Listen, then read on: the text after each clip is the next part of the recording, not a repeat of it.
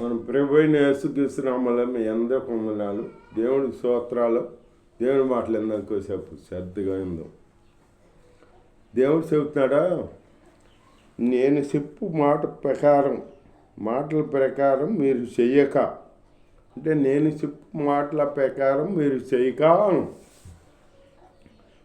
ప్రభు అని నన్ను పిలుస్తుట ఎందుకు అంటే, ప్రభు చెప్పుల ప్రకారం మనం చేయకుండా ప్రభు అని మనం పిలుస్తున్నామంట. ఇప్పుడు ప్రభు చెప్పిన ప్రకారం మనం చేయాలి, చేసి అప్పుడు ప్రభుని పిలవాలి. చేయకుండా ప్రభుని పిలిస్తే ఎట్లాగా?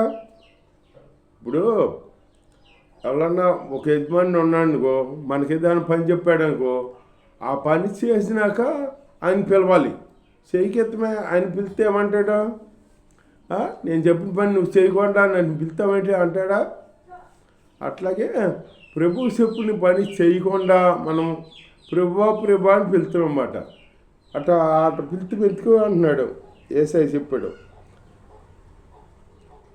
నా వద్దకు వచ్చి నా మాటలు విని వాటి చొప్పున చేయివాడు ప్రతివాడు నా వద్దకు వచ్చి నా మాటలు ప్రకారం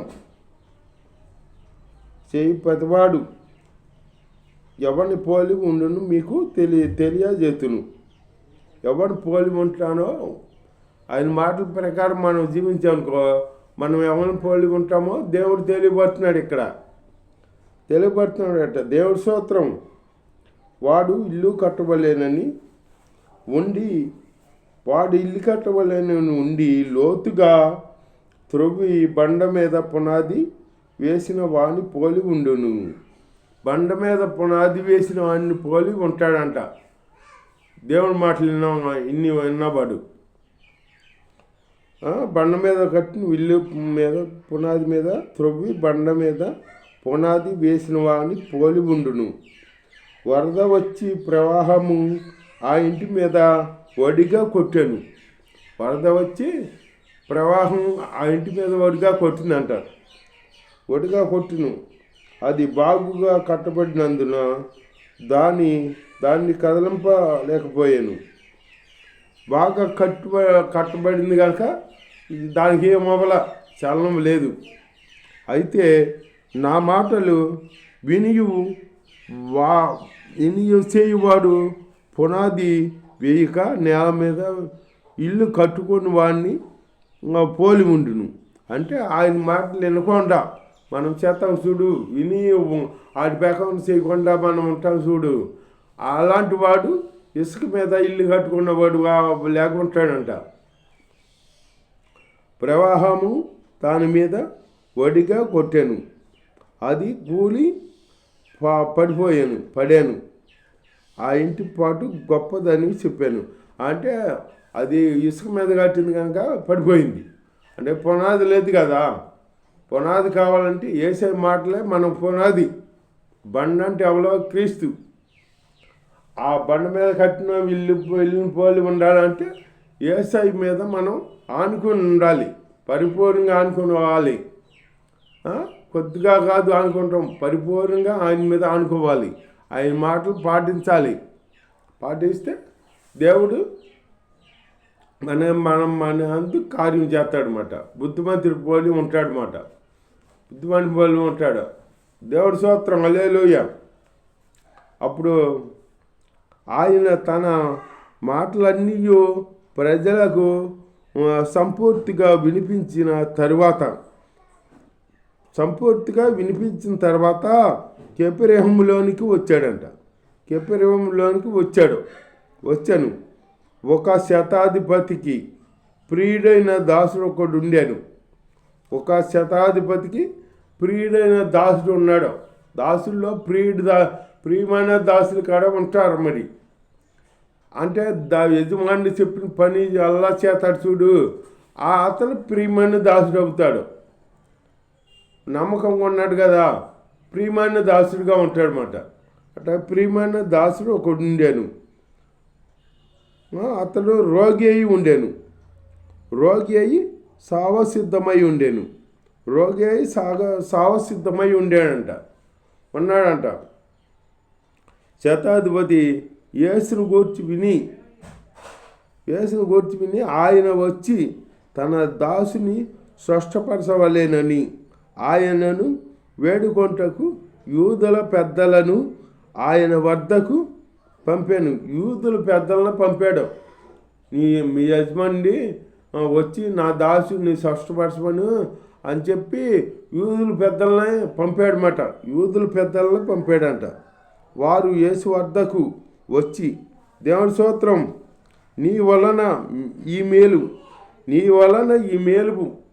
అంటున్నాడు మాట. నీ వలన ఈ మేలు పొందుటకు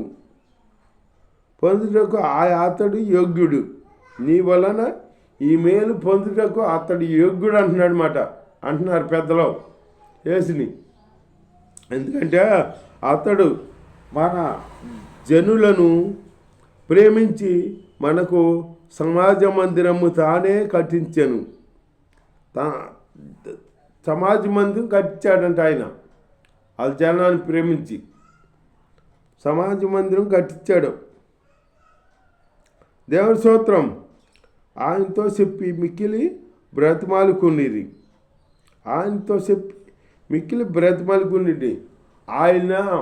ఆయన ఈ కార్యం వర్ధన ఆ కార్యం పొందుతాక ఆయన యోగ్యుడని ఎంత చెబుతారు వీళ్ళు. ఎంత నమ్మకం కాలేకపోతే ఆయన సమాజ మందిరం కట్టించాడంటే ఇలా ప్రేమించాడంట. యేసు వారితో కూడా వెళ్ళాను. ఆయన ఆ ఇంటి దగ్గరకు వచ్చినప్పుడు యేసు శతాధిపతి తన స్నేహితులను చూసి మీరు ఆయన వద్దకు వెళ్ళి, ప్రభువా, శ్రమ పుచ్చుకొనవద్దు, నీవు నా ఇంటిలోనికి వచ్చుటకు నేను పాత్రుడను కాను అంటున్నాడు మాట. నా ఇంట్లోకి వచ్చేటకు నేను పాత్రుడని కాను అంటున్నాడు మాట.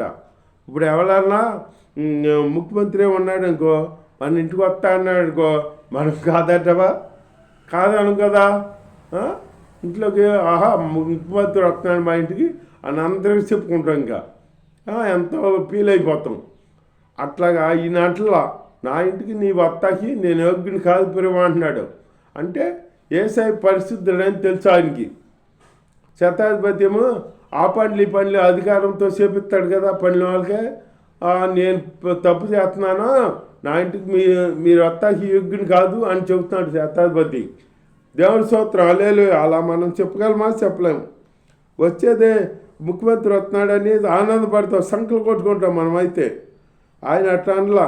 అందుచేత నీ వద్దకు వచ్చుటకు పాత్రుడను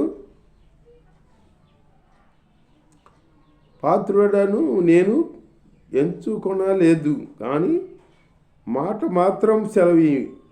అంటే నా ఇంటికి వద్దకు నేను పాత్రం కాదు, కానీ నీ మాట మాత్రం సెలవు అంటున్నాడు అనమాట. స్తోత్రం, దేవుని స్తోత్రం, హల్లెలూయా. మాట మాత్రం సెలవు ఇమ్మంటున్నాడు అనమాట. మాట మాత్రం సెలవు. అయితే అందుచేత నీ వద్దకు వచ్చుటకు పాత్రుడను కాను, మాట మాత్రం సెలవిమ్ము. అప్పుడు నా దాసుడు స్పష్టపరచబడును. అప్పుడు నా దాసుడు స్పష్టపరచబడతాడు అంటున్నాడు శతాధిపతి. మాట పంపితేనే నేను మహా అధికారమునకు లోబడిన వాడాను. నా చేతి కిందను సైనికులు ఉన్నారు. నేను ఒకరిని పొమ్మంటే పోవును, ఒకరిని రమ్మంటే వచ్చును, నా దాసుని చేయమంటే చేయును, ఇది చేయును. నేను చెప్పినట్లు ఆయన చెప్పుడని వారిని పంపాను. వారిని పంపాడు మాట. నువ్వు వస్తాగే మా యజమానుడు ఎగ్గుడు కాదు, నీ మాట మాత్రం పంపిమని సెలవమన్నాడు మా యజమానుడు అని చెప్పారు. వీళ్ళు వచ్చినట్లు చెప్పారన్నమాట. యేసు ఈ మాటలు విని అతన్ని గూర్చి ఆశ్చర్యపడి తన వెంట వస్తున్న జనసమూహం వైపు తిరిగి, ఇశ్రాయేళ్లలో నైనను ఇంత గొప్ప విశ్వాసము నేను చూడలేదని మీతో చెప్పొస్తున్నాను. ఇశ్రాయేలులోనైనను ఇంత గొప్ప విశ్వాసం నేను చూడలేదు అంటున్నాడు అనమాట యేసయ్య. అంత విశ్వాసం ఉంది ఆయనకి. మాట మాత్రం పంపితే స్పష్టపడతాడు, నా దాసులు ఎగుతాడు అని చెబుతున్నాడు అనమాట. అంత విశ్వాసం మనకు ఉందా? మనం భక్తి చేస్తున్నాం, ఆయన వెంబడిస్తున్నాం. అంత విశ్వాసం ఉందా? విశ్వాసం ఉండాలి. విశ్వాసం లేకుండా మనం ఏమి జరగదు అక్కడ. నీకు విశ్వాసం ఉంటేనే దాన్ని జరుగుద్ది. ఒక దైవజనుడిని అధికారులు వచ్చి అన్యాయంగా తీసుకెళ్ళి శస్త్రాల్లో పెట్టారు. పెడితే ఈ సంఘం అంతా ఏం చేశారో ప్రార్థన చేశారు. అంటే దైవజనుని విడిపించమని దేవుడిని ప్రార్థన చేశారు. ప్రార్థన చేసినప్పుడు దేవుడు విడిపిస్తాడని నమ్మాలి కదా. నమ్మకుండా ప్రార్థన మట్టుకు చేస్తున్నారన్నమాట. దేవుడి స్తోత్రం. ఇలా ప్రార్థన ఆలకించి దేవుడు దిగి వచ్చి దూతను పంపి ఆ చెరసాల్లో పంపించి చెరసాల్లో ఉన్న పేదరిని తట్టి లేపి ఆ పేదరిని లెగమని చెప్పి ఆ గేట్లన్నీ దాటించుకుంటా బయటికి చెరసాలు బయటికి తీసుకొచ్చాడు అన్నమాట. తీసుకొచ్చి కొంత దూరం తీసుకొచ్చి ఆయన అక్కడ వదిలిపెట్టి ఈ యొక్క దేవత వెళ్ళిపోయాడు అన్నమాట. వెళ్ళిపోయేప్పటికి ఈ పేతురు అనుకుంటున్నాడు, ఇది నిజం కాదేమో, కళేమో, నాకు కళ వచ్చిందేమో అనుకుంటున్నాడు. ఇతర మందవతి కళ వచ్చిందేమో, నిజం కాదేమో అనుకుంటున్నాడు ఈయన. ఆయనేమో తీసుకొచ్చి బయటకు తీసుకొచ్చి ఆయన్ని విడుదల చేసి వెళ్ళిపోతే అప్పుడు మెలకు వచ్చి అప్పుడు సంఘం దగ్గరికి వెళ్ళాడు అనమాట. మందిరం తెలుసు కదా, వెళ్ళి అక్కడ అమ్మ నేను వచ్చాను, తలుపు తీయండి, మీ దైవజనుడు అని కేకేస్తుంటే వాళ్ళు ప్రార్థనలో ఉన్నారు కదా. ఈ దర్వాజా దగ్గర ఒక పిల్ల ఉంది, చిన్నపిల్ల.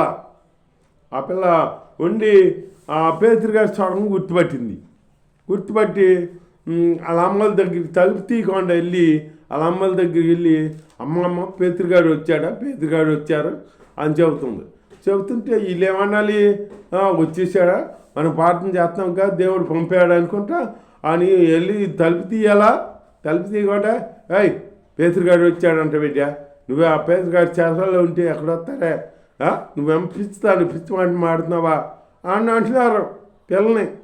వీళ్ళు దేని గురించి ప్రార్థన చేస్తున్నారు?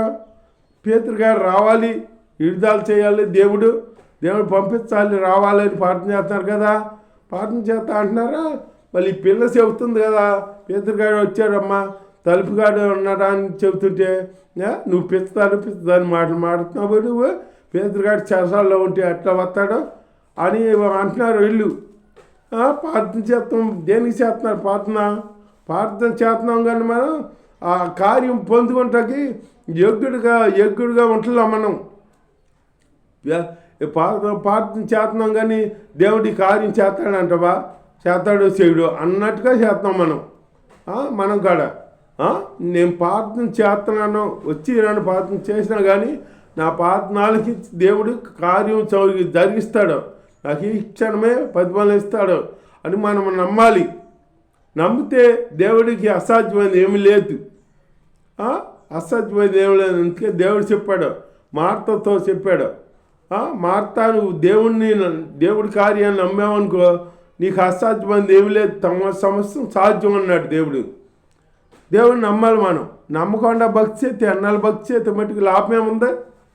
నువ్వు లాభం ఎన్నాళ్ళు పని చేసినా కానీ ఇప్పుడు ఆ పని అవుద్దని నువ్వు సంకల్పం లేకుండా పనికి వెళ్ళామనుకో, ఆ పని అవుద్దని నీకు సంకల్పం లేకపోతే అవుద్దని ఈ పని నేను చేసి వెళ్తాను, పని నాకు అయిపోతుంది సాయంత్రానికి, కానీ నీకు నమ్మకం ఉండాలి. ఉంటే ఆ పని నువ్వు చేత మొదలెడితే నీకు దేవుడు నీకు పని చేతాకి వృద్ధి నీకు బలం ఇస్తాడు, చక్కగా చేసి వెళ్తావు. అంతేగాని నీకు నమ్మకం లేకుండా ఉండి నువ్వు చేస్తుంటే ఇంకెందుకు? ఇక్కడ ఈ పేతురు గారు వస్తుంటే పిల్లలు తిడుతున్నారు వీళ్ళు, నువ్వు ఏంటి పిచ్చి మాటలు మాడుతున్నావు, పేతురు గారు వస్తుంటి అంటున్నారు అన్నమాట. కానీ పిల్ల తను ఎట్లయితే చెబుతుందని చెప్పి వచ్చి తలుపు తీశారు. తలుపు తీస్తే పేతురు గారు ఉన్నాడు. అప్పుడు ఆశ్చర్యపోయారు అన్నమాట వీళ్ళు. దేవుడు ప్రార్థన చేస్తారు కానీ దేవుడు కార్యం చేస్తాడని నమ్ముతోలా. నమ్మే దట్టు మనం ఉండాలి. దేవుడి వాక్యం దీవించుగా.